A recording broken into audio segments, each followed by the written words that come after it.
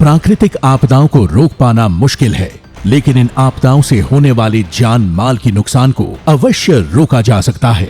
आपदा प्रबंधन का अप्रोच पहले के सरकारों में राहत केंद्रित रहा, लेकिन प्रधानमंत्री नरेंद्र मोदी ने इस नीति को बदलते हुए आपदा के लिए प्रोएक्टिव होने पर जोर दिया।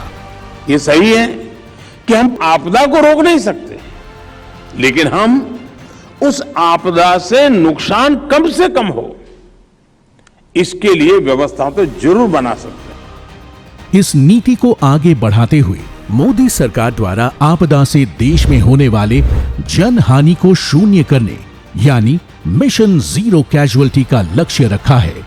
इस समग्र सोच का ही नतीजा है कि 140 किलोमीटर प्रति घंटे की रफ्तार वाले बिपरजॉय तूफान में एक भी जनहानि नहीं हुई। ओडिशा में आए तूफान फनी एवं बिपरजॉय तूफान का प्रबंधन पूरी दुनिया के लिए एक मिसाल है। इस ऐतिहासिक सफलता का बड़ा कारण अर्ली वार्निंग सिस्टम द्वारा मिले पूर्व सूचना और अनुमानित नुकसान को रोकने के लिए सक्रिय नीति और पूर्व तैयारी भी है। मित्रों, 140 किलोमीटर पर आवर की स्पीड के साथ साइक्लोन जब लैंड करता है और उसके तीसरे दिन शाम को इसका रिव्यू करते हैं, तब मालूम पड़ता है कि एक भी व्यक्ति की जान इस साइक्लोन में नहीं गई है। तो काम करने का संतोष भी होता है और काम करने का आनंद भी होता है। बिपरजॉय तूफान की जानकारी मिलने के साथ ही प्रधानमंत्री नरेंद्र मोदी ने केंद्र और राज्य सरकार की सभी संबंधित एजेंसियों के साथ मीटिंग कर राहत और बचाव की रूपरेखा तैयार की। प्रधानमंत्री नरेंद्र मोदी के मार्गदर्शन में कई स्तर पर बैठकें हुई और सभी एजेंसियों के बीच सूचनाओं के आदान प्रदान के साथ बिपरजॉय से निपटने के लिए कई फैसले लिए गए। रीजनल रिस्पांस सेंटर नीति के तहत एनडीआरएफ की 19, एसडीआरएफ की 13 और 2 रिजर्व बटालियन की तुरंत तैनाती की गई।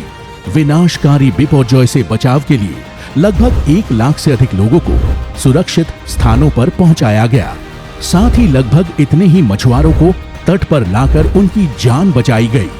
इतना ही नहीं, इस आपदा के दौरान 707 गर्भवती महिलाओं को अस्पताल में सफल प्रसव का प्रबंधन अपने आप में एक बड़ी सफलता है। गृह मंत्रालय के निर्देशानुसार तूफान की आशंका वाले क्षेत्रों में जान माल के नुकसान को रोकने के लिए कई शेल्टर बनाए गए और 450 अस्पतालों का चयन कर जरूरी दवाइयों का स्टॉक भी किया गया। इसके साथ ही 73,000 मवेशियों को भी सुरक्षित स्थानों पर पहुंचाया गया। 3,27,000 से अधिक वृक्षों की छटाई एवं 4,300 से अधिक होर्डिंग्स को हटाने के साथ ही लगभग 21,000 से अधिक नौकाओं, 54 जहाज और 27 बड़े जहाजों को समुद्र से निकाला गया। तूफान के बाद बिजली आपूर्ति 3 दिनों के अंदर ही बहाल कर दी गई। चक्रवाती तूफान बिपरजॉय की पूर्व चेतावनी से लेकर कुशल प्रबंधन की शानदार सफलता अपने आप में सभी राज्यों और एजेंसियों के लिए एक केस स्टडी है। मोदी सरकार ने बिपरजॉय तूफान से सफलतापूर्वक निपटकर भारत को वैश्विक स्तर पर आपदा प्रबंधन में उच्च स्थान दिलवाया है। आपदा प्रबंधन के इसी मानक को बनाए रखकर हमें आने वाली पीढ़ी को आपदा प्रतिरोधी नए भारत का नया उपहार देना है।